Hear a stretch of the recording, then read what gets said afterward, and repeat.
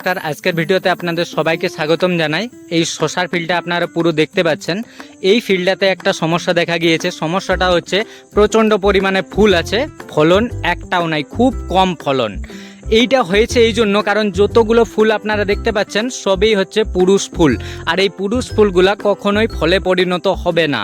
এবং আপনারা যদি এই সমস্যা থেকে নিজের ফিল্ডকে, নিজের জমিকে দূরে রাখতে চান এবং আপনাদের জমিতে যদি আপনারা চান যে মেয়ে ফুল বেশি পরিমাণে আসুক এবং ফলন আপনারা বেশি পান, তাহলে কিন্তু জমিতে আপনারা বুস্টার 2কে ব্যবহার করুন।